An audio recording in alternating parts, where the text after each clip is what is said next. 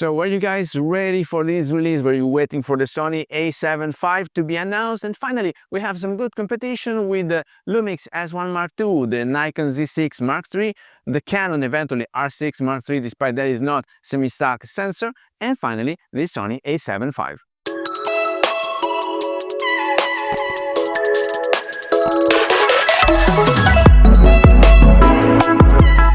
Hello everybody, welcome back to the channel. Thomas Love here from One Lens Solid, and today I'm happy because I can discuss the next step in Sony line. So after the A1, A9, AR5, whatever, they have a semi-stock sensor, because we discussed it already. I was wondering myself why, if the semi-stock is the future, why Sony had not implemented it yet in any of their product line, and finally we have this A75 to compete with the Nikon Z6 Mark III, to compete with the Lumix S1 Mark II, and eventually, it's not semi-stock, but it's fast enough with the readout speed, the Canon R6 Mark III. So finally, this Sony A75 arrived, and I'm not so impressed. I have to say, I might not be the best client for camera companies yet, because I'm not drooling about it, because I have my A7C Mark II, which is kind of on par with that, because I have two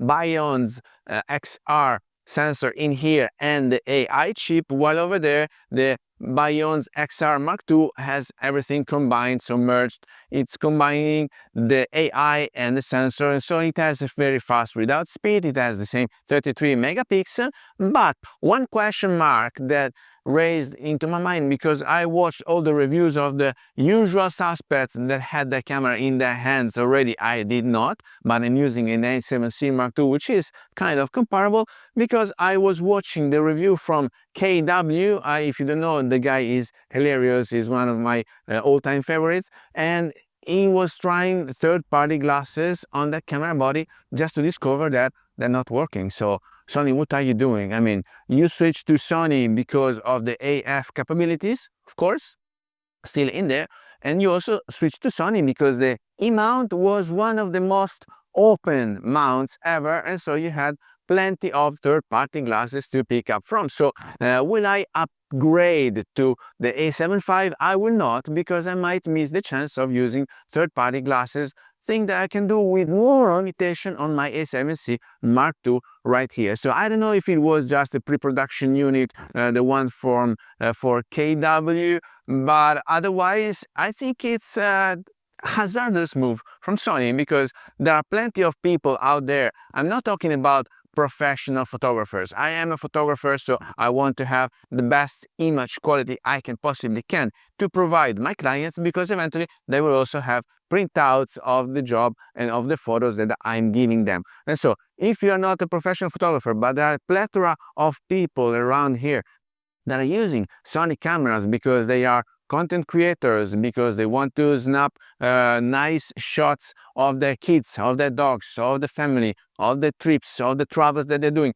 So there are plenty of people that want to have Sony for the aforementioned conditions: AF, reliability, number of shots with one battery. It's particularly good in that, but they don't want to spend thousands of dollars for Sony glasses. And so eventually here comes Tamron, here comes Sigma, here comes Viltrox. Eventually, I'm not using any Viltrox glass, but I know that a lot of people are happy about Viltrox, and also Surrey, many other third-party glasses that are good enough for the job if it's not a paid gig.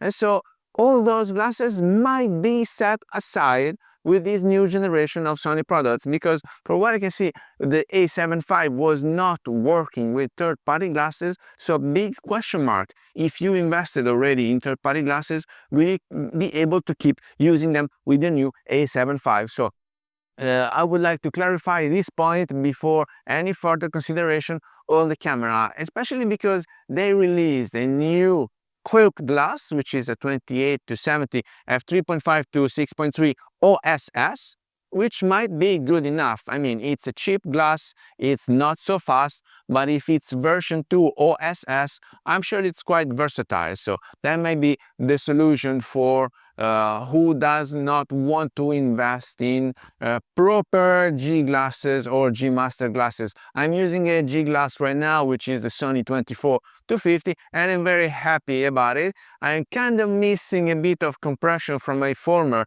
28-75 G2 I had from Tamron, but I have to say the image quality, the AF, the readout speed, everything is fantastic on this camera, and it's compact and lightweight. So I'm not missing any third-party glasses. I would not invest in any third-party glasses anyway, but in case I want a second angle camera, I'm not considering this A75 for that condition, because it's limiting. Maybe I want to use I was used to have the Sigma 45 f2.8, and it was a decent glass for its price. I know that many of you guys out there are happy with the Viltrox Pro line. I know that many of you are considering the Tamron, the 28-75, the 20-40. There are so many glasses out there that if it's precluded to be used on this new camera, well, just I will not consider it. I'm already in love with the Lumix S1 Mark II,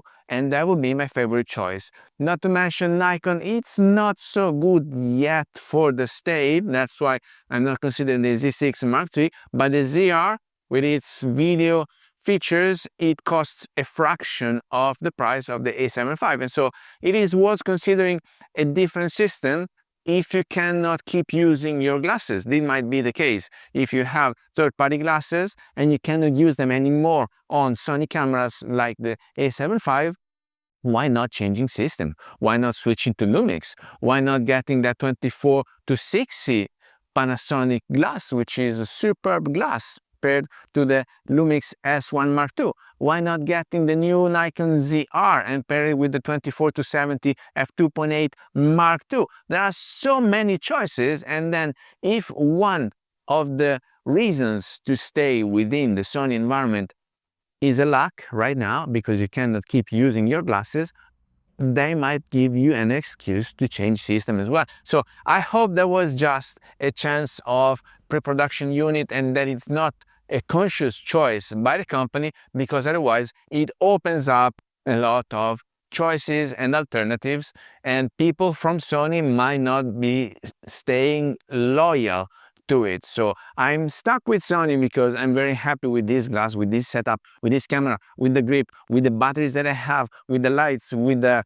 speed lights, with the flash, with the Godox, with everything. I am staying with Sony, but I am also staying with my A7C Mark II, because as we said, I might not be the best clients for the camera companies out there. But guys, if you find an answer to the question I'm raising, please share the information here with me, because I'm scouting the web, try to see if that thing was a conscious choice by Sony to cut away all the third-party glasses. I know they became quite aggressive.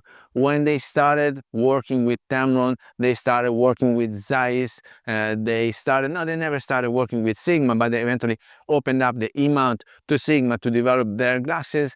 That was one thing, because that's a third-party glasses, but it's a kind of decent segment, also price point. But with all the Chinese producers, I'm referring to Viltrox and all the other ones that recently joined the market and are offering good glasses for a fraction of the price. So maybe they're not super fine image quality glasses, but they're good enough if you want to shoot videos, if you want to vlog with that, if you want to take photos of your dog, of your family. Those are good enough, and Sony is eventually realizing that they're eating up part of the market. So that might be the reason why they're choosing now to close down the E-mount. I hope it's not happening. So with that, guys, I hope this was clear enough. I didn't want to have a rant about the new camera, because I know that a new camera has plenty of options, have plenty of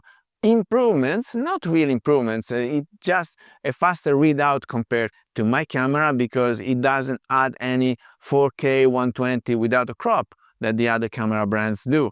It doesn't add any juice. My battery is already optimized. It might add up a few Not even, because they said that S-cineton is one of the pluses of this new camera, and I already have S-cineton. I'm using it right now to record this episode. I've been using it for a while, so I don't need any 6K, I don't need any 8K. The state might be better, yes, compared to my camera. Then the second card memory slot for redundant shooting, that's a big plus. The new tiltable, flippable, twistable screen, it's a big plus compared to the one I am right now, but I'm not feeling any limited by the one I'm using right now. And also the EVF, of course, it's better than what I'm using right now. But is it worth to give away a camera which is worth more or less 1,200 right now, to invest 3,000 just for that? I don't think so. Prove me wrong. So with that, I hope you got some value out of this video. If you did, please remember to like it, share it on your social media, subscribe to the channel so you won't miss the new videos to come, and I guess I will see you later. Thank you. Bye-bye.